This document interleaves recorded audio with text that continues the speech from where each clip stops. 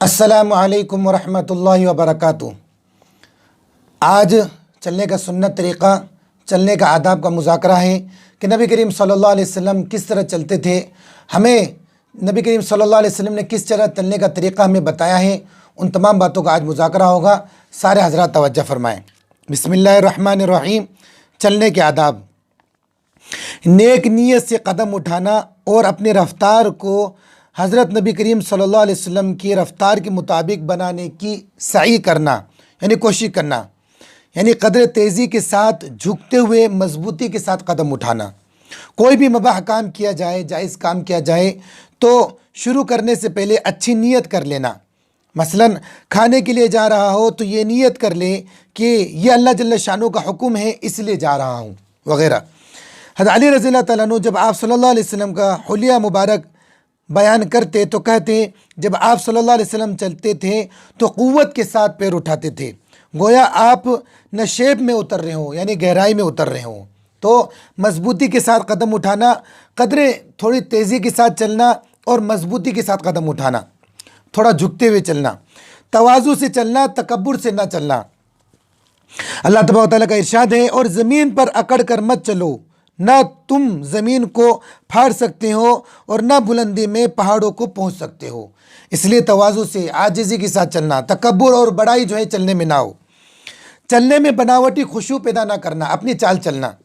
عمر بن خطاب رضی اللہ تعالیٰ عنہ نے ایک جوان کو دیکھا جو بیماروں کی سی چال چل رہا تھا، تو اس سے پوچھا کیا تو بیمار ہے؟ تو اس نے کہا نہیں۔ تو آپ نے کوڑا اٹھایا اور اسے مارا اور اس کو قوت کے ساتھ چلنے کا حکم دیا۔ تو اس لیے بناوٹی جو ہے چال بھی نہ چلنا، ایک چپل پہن کر نہ چلنا۔ آپ صلی اللہ علیہ وسلم نے فرمایا یا تو دونوں جوتوں کو پہنے یا دونوں جوتے اتار دیں۔ البتہ 2-3 قدم ایسے چل جائے تو کوئی مذائقہ نہیں، ورنہ یہ بھی ایک شان اور ایک ادب کے خلاف ہے کہ ایک چپل میں، ایک پاؤں میں تو چپل یا جوتا پہنے اور ایک پاؤں میں نہ پہنے، یا تو دونوں میں جوتے پہنے، چپل پہنے، یا دونوں میں نہ پہنے۔ کبھی کبھی ننگے پیر بھی چلنا۔ حضرت فضالہ بن عبید رضی اللہ تعالیٰ فرماتے ہیں کہ آپ صلی اللہ علیہ وسلم نے ہمیں حکم دیا کہ کبھی کبھی ننگے پیر بھی چلا کرو، ننگے پیر بھی کبھی کبھی چلنا چاہیے۔ مضبوطی کے ساتھ قدم اٹھانا۔ حضرت علی رضی اللہ تعالیٰ عنہ جب آپ کا حلیہ بیان کرتے ہیں تو کہتے ہیں جب آپ چلتے تھے تو قوت کے ساتھ پیر اٹھاتے تھے، گویا آپ گہرائی میں اتر رہے ہوں۔ اسی طریقے سے بار بار پیچھے مڑ کر نہ دیکھنا، یہ بھی چلنے کا ایک ادب ہے کہ جب ہم چل رہے ہوں تو ہماری نگاہ ہمیشہ جھکی ہوئی سامنے کی طرف ہو، ایسے نہیں کہ بار بار پیچھے مڑ کر دیکھ رہے ہوں۔ آپ صلی اللہ علیہ وسلم چلتے وقت بار بار پیچھے مڑ کر نہیں دیکھتے تھے، جب بھی چلتے تھے تو سامنے نگاہ ہوتی تھی، جھکی ہوئی نگاہ ہوتی تھی۔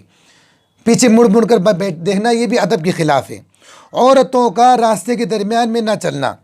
آپ صلی اللہ علیہ وسلم نے فرمایا عورتوں کے لیے راستے کے درمیان میں چلنا مناسب نہیں ہے۔ عورتوں کو چاہیے کہ جب بھی چلے راستے کے ایک طرف ہو کر چلے تاکہ جو ہے ان کی بے ادبی نہ ہو۔ تو عورتوں کے لیے بتایا کہ جو ہے راستے کے درمیان میں نہ چلیں۔ مردوں کے لیے بتایا خاص طور پر تکبر اور بڑائی کی چال نہ ہو، عاجزی کی چال ہو، تواضع کی چال ہو، چلنے میں کوئی جو ہے بناوٹی خشوع نہ ہو۔ اسی طریقے سے مضبوطی کے ساتھ قدم اٹھانا، یہ پورا چلنے کا طریقہ نبی کریم صلی اللہ علیہ وسلم ہم سب کو قیامت تک کے لوگوں کو چلنے کا یہ طریقہ بتا کر گئے ہیں۔ اللہ تبارک و تعالیٰ ہمیں ان تمام باتوں پر عمل کرنے کی توفیق عطا فرمائے۔ السلام علیکم ورحمۃ اللہ وبرکاتہ۔